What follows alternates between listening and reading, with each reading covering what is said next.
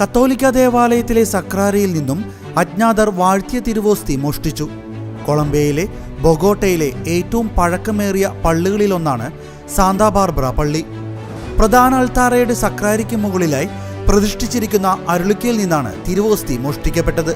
പള്ളിയിലെ സഹവികാരി അരുളിക്കയിൽ നിന്ന് തിരുവോസ്തി നീക്കം ചെയ്തിട്ടുണ്ടോ എന്ന് തന്നോട് ചോദിച്ചപ്പോഴാണ് മോഷണ വിവരത്തെക്കുറിച്ച് അറിഞ്ഞതെന്ന് ഫാദർ നിക്കോളാസ് ഗാർസോൺ പറഞ്ഞു. ബൊഗോട്ടയിലെ കത്തോലിക്കർക്ക് ഏറ്റവും വേദനാജനകമായ ഒരു സംഭവമാണിതെന്നും വിശുദ്ധ കുർബാന മോഷ്ടിക്കുകയും അപകീർത്തിപ്പെടുത്തുകയും ചെയ്യുന്ന വ്യക്തി ഗുരുതരമായ ഒരു തെറ്റാണ് ചെയ്യുന്നതെന്നും അദ്ദേഹം പറഞ്ഞു. ബൊഗോട്ടയുടെ മധ്യഭാഗത്ത് ഇത്തരം സംഭവങ്ങൾ ഉണ്ടാകുന്നത് ഇതാദ്യമല്ല. വ്യാപകമായി സാത്താനാരാധന കേന്ദ്രങ്ങളുള്ള ബൊഗോട്ടയിൽ വാഴ്ത്തി തിരുവോസ്തി മോശമായ രീതിയിൽ ഉപയോഗിക്കാൻ ഇത്തരം മോഷണങ്ങൾ നടക്കാറുണ്ടെന്നും അദ്ദേഹം കൂട്ടിച്ചേർത്തു.